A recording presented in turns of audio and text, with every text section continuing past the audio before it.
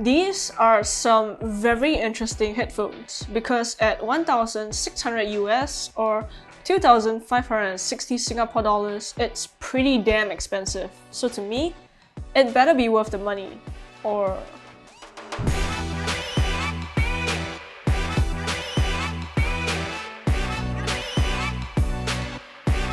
Hey guys, we have the T+A Solitaire T headphones with us today, and these headphones are, well, pretty expensive. Before we get into the review, don't forget to hit that subscribe button and turn on notifications so you don't miss out on upcoming videos. So, a bit of background on T+A. They are a German audiophile company that does audio systems and loudspeakers, and they came up with the Solitaire P in 2020, I believe. The planar magnetostatic headphones that are even more ridiculously expensive at 6,900 US. Ridiculously expensive, yes, but also very well respected in the hi-fi world in terms of build quality and of course, sound quality. So the Solitaire T is the brand's first foray into the wireless headphone market, and well, let's take a look.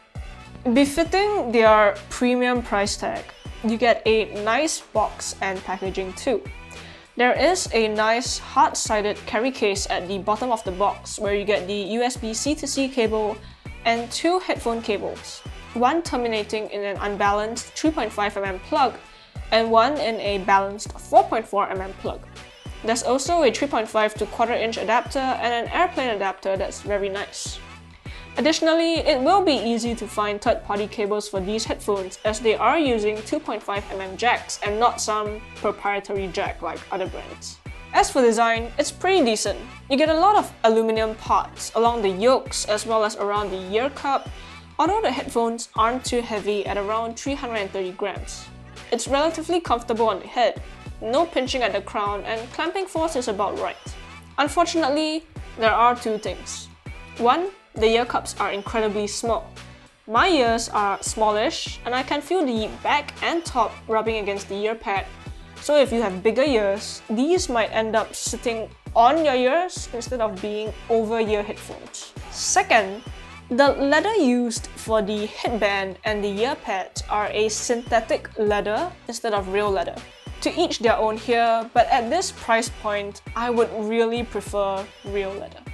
Good thing here is that the headphones can collapse in on themselves and swivel 180, so that's very nice.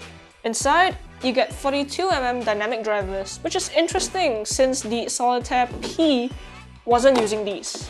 Oh well. Of course, the price difference between the two could account for it as well.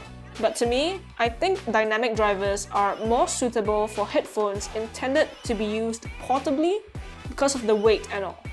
Inside, it's pretty cool. There is a Qualcomm QCC5127 chipset which gives you Bluetooth connectivity and all, but there is also the ability to use this headphone completely wired. So no power needed, it works just like a regular wired headphone, just like how the Mark Levinson 5909 does. This is great. Other headphones like the Focal Baffys or the PX8 don't have this. There is also an ESS ES9218P Sabre DAC inside, which is nice. As for controls, these are pretty interesting, right? There are both physical buttons as well as touch controls. On the left ear cup, you get a single power on button and no touch controls here. On the right, you get a mode button that toggles between ANC on, off, and high quality or HQ mode. Then a DA button, which stands for Digital Assistant. So this pulls up your voice assistant on your phone. Below that, you get a switch that turns Bluetooth on or off, puts the headphones into pairing mode, or resets the headphones. Above this switch, there is an LED light that lights up in different colors depending on the Bluetooth codec that's in use. Blue for SBC, white for AAC, red for aptX, and orange for aptX HD. Pretty cool. On the right ear cup, there is also touch controls, and they are very intuitive. Swipe up for volume up, swipe down for volume down, swipe forward to skip tracks forward, and swipe backwards to skip tracks backwards. You can also tap once for play pause. But something cool is this small textured area on the faceplate. Push your finger there and you activate transparency mode. Hold down for conversation mode, which will end once you remove your finger. Tap twice to put it into conversation mode without having to hold your finger there, and it will end when you tap it once again. Unfortunately, I have found that the touch controls are super inconsistent and finicky, registering the wrong controls. I can spend 5 seconds trying to get a swipe up to register as volume up instead of play pause. I did figure out the reason for the inconsistency though. You need to have the ear cups completely straight on your ears, but that makes the headband sit quite forward on the head, which I don't like. In my preferred wearing position, the swipes just don't work because they're not swiping in the right direction in a straight line, if that makes sense. I'm not a big fan of the transparency mode dot either. It's too easy to activate. I would say that T+A really has to improve this part of the headphones. As for the app, well, there is the Solitaire T app and it's alright. I did have some issues running it on an Android phone, but no issues on my iPhone, which is definitely odd. Anyway, the app is sparse. You get a 4-bar battery indicator, the ability to change ANC modes, a few fixed EQ presets, as well as firmware updates. And that's about it. Oh yeah, there's no on-head detection here either. Connectivity-wise, it's on Bluetooth 5.1, so it's a bit old and there's no multi-point. So yeah, unfortunate. Codec support, as mentioned above, comprises of SBC, AAC, aptX, and aptX HD. Battery life is really good though, at 70 hours when you have ANC on and dropping down to 35 hours when you have high quality mode turned on. I charged these once during the review period and never had to plug them in again. So yeah, ANC is decent. Nowhere near the level of the Sony's or AirPods Max, but they do enough to reduce commute noise. Voices or other high-pitched sounds will still creep in from time to time, even with music playing. Transparency works fine. You will certainly be able to hold a conversation. Coming to sound, there is something I do have to mention.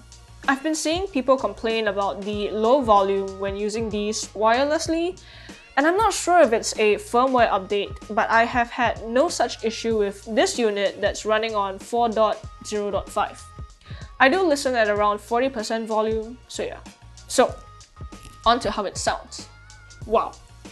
I did most of my testing with HQ mode turned on, which means that ANC is deactivated and it sounds really gorgeous. There's a tinge of warmth overall, but the detail, layering, and accuracy is really on point. The bass is present and quick with plenty of definition.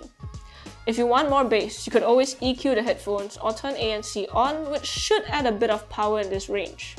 As for the mids, they are well separated, plenty of body and presence. Vocals are forward, distinct, and crisp.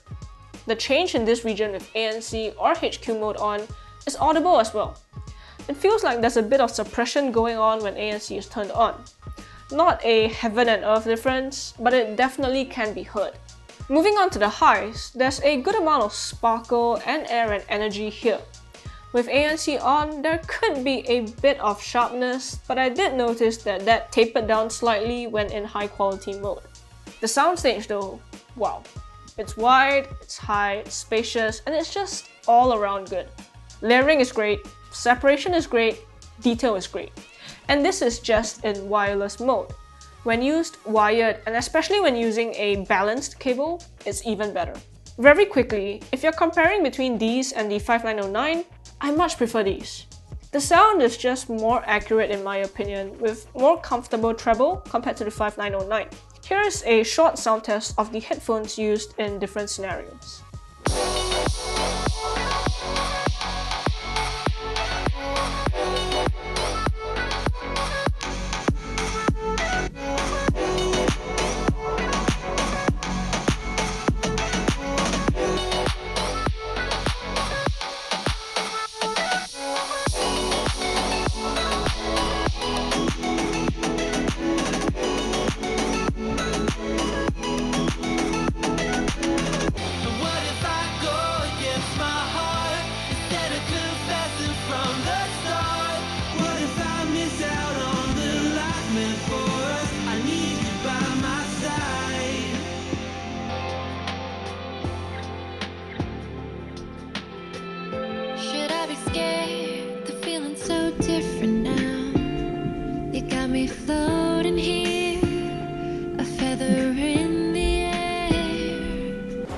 Long story short, I think these headphones aren't the most fun or musical out there, but they're detailed, accurate, and they present the music in a neutral, almost boring manner, which allows you to hear the music as the artist intended, and it does a really good job at that.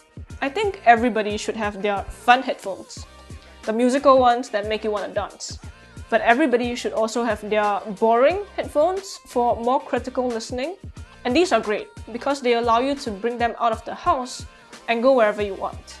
Unfortunately, I don't think that they are quite worth the 1,600 or 2,005 Singapore dollar price tag.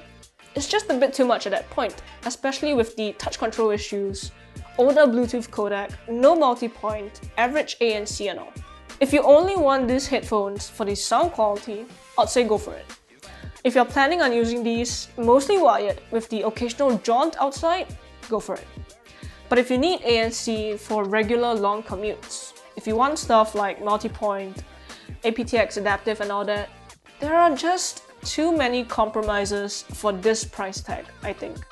Anyway, those are my thoughts on the T+A Solitaire T headphones. If you guys have any comments or questions, leave them down below. Don't forget to subscribe to us and like this video. Till next one, see you guys.